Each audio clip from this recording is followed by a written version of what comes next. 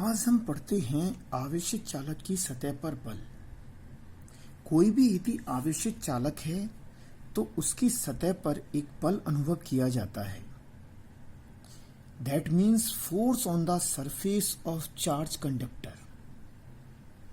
जब हम किसी चालक को आवेश देते हैं तो आवेश सदैव उसके पृष्ठ पर वितरित रहता है।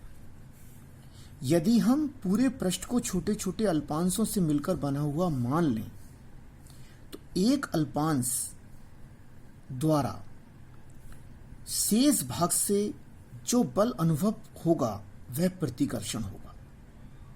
अर्थात अगर इस पूरे पृष्ठ पर एक से ज्यादा अल्पांश होंगे तो प्रत्येक अल्पांश शेष भाग से प्रतिकर्षण बल अनुभव करेगा। अर्थात चालक की संपूर्ण सतह पर जो बल होगा वह प्रत्येक अल्पांश द्वारा अनुभव किए गए प्रतिकर्षण बलों का सदिश योग होगा। अब हमें आवेशित चालक की सतह पर बल ज्ञात करना है। माना कि एक आवेशित चालक की सतह है जिसका AB एक अल्पांश हमने माना है और शेष भाग है हमारा ACDB। यहां पर जो आवेश दिया गया है वह धनात्मक आवेश है।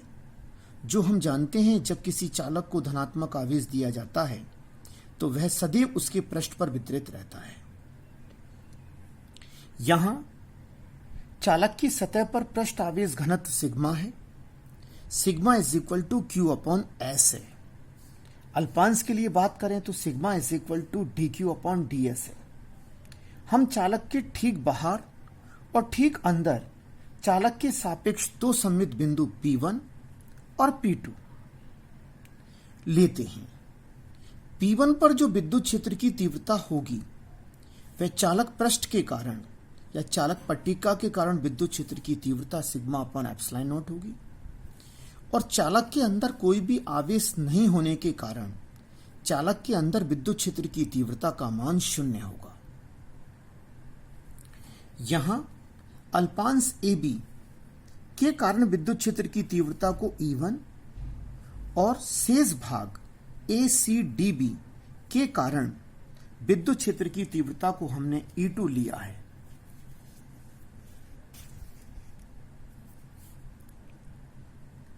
अब हम बिंदु P1 पर विद्युत क्षेत्र की तीव्रता का डिस्कस करते हैं दोनों भागों के कारण।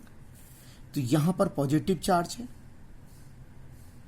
तो बिंदु P1 जिस बिंदु पर हमें विद्युत क्षेत्र की तीव्रता ज्ञात करनी है वहां हम Q0 की कल्पना करते हैं और Q0 इस पॉजिटिव चार्ज से प्रतिकर्षण अनुभव करेगा तो E1 की दिशा बाहर की तरफ होगी और जो शेष भाग है यह भी पॉजिटिव चार्ज है तो इसके कारण Q0 फिर प्रतिकर्षण अनुभव करेगा तो इसकी दिशा भी बाहर की ओर होगी। यानी कि यहां पर अल्पांश AB और शेष भाग ACDB दोनों के कारण ही विद्युत क्षेत्र की तीव्रता की दिशाएं बाहर की ओर होंगी।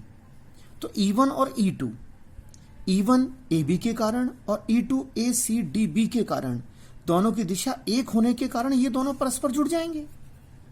तो EP1 का जो मान है वो आपको मिलेगा E1 प्लस E2 आपको मिलेगा E1 प्लस E2। अब हम बिंदु P2 पर डिस्कस करते हैं। बिंदु P2 पर Q0 चार्ज है तो Q0 जो आवेश है वह इस अल्पांश जो माना गया अल्पांश से विचाराधीन अल्पांश से AB पर जो धनात्मक आवेश है इससे Q0 क्या महसूस करेगा? प्रतिकर्षण।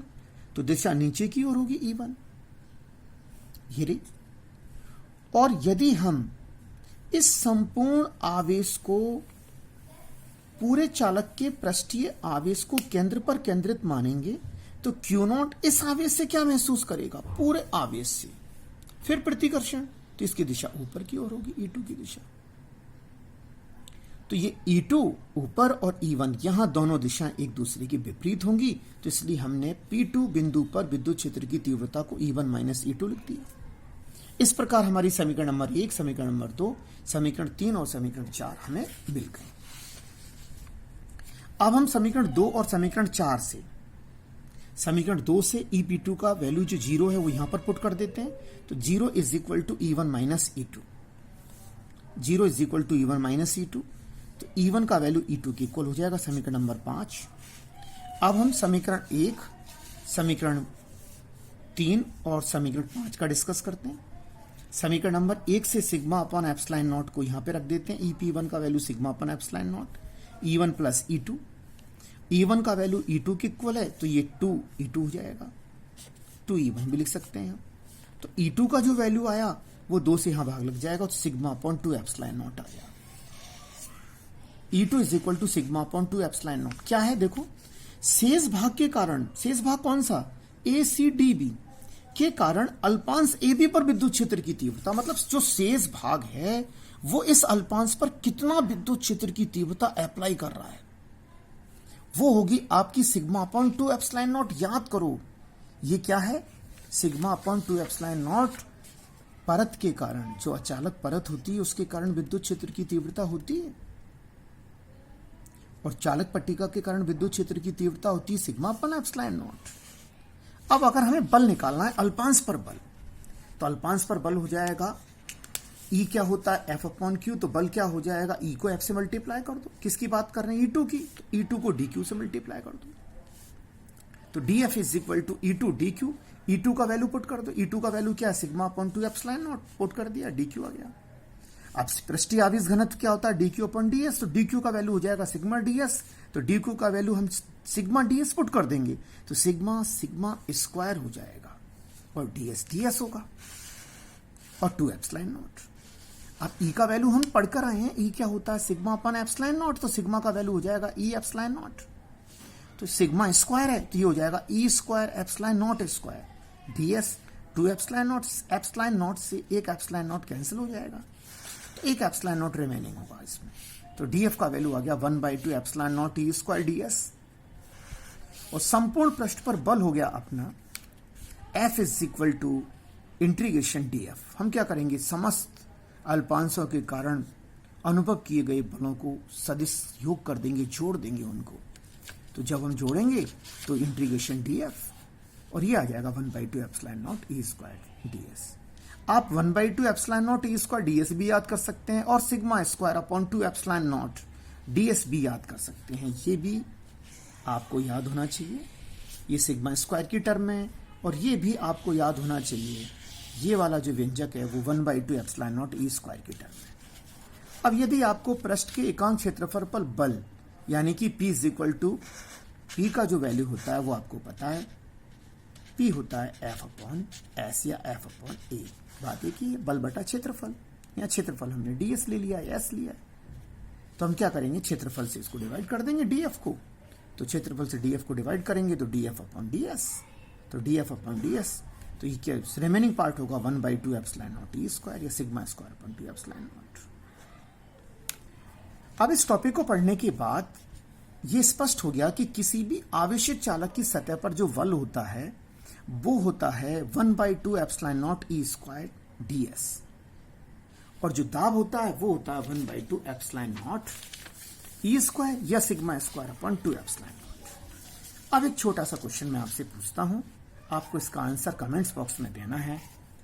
एक दो आपके पास A और B दो चालक हैं, एक चालक को हमने धनात्मक आवेश दिया है और दूसरे चालक को हमने ऋणात्मक आवेश दिया है, दोनों चालक एक दूसरे से दूर दूर रखे हैं, तो दोनों के आयतन पर क्या प्रभाव पड़ेगा, option A, option B, option C और ऑप्शन डी।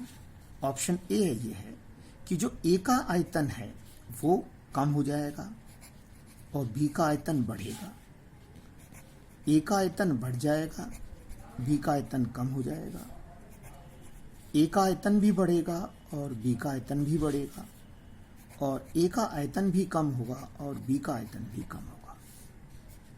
ये क्वेश्चन आपके पास है, एक बार रिपीट कर लें इसको, कि दो चालक गोले हैं ए और बी, एक को पॉजिटिव चार्ज दिया, एक को नेगेटिव चार्ज दिया है, तो इनके आयतनों पर क्या प्रभाव पड़ेगा। ऑप्शंस आपके पास हैं, ये जो लाइन है वो डिक्रीजिंग को डिनोट कर रही है और ये इंक्रीजिंग को डिनोट कर रहा है। आप इसका आंसर मुझे कमेंट्स बॉक्स में जरूर दें।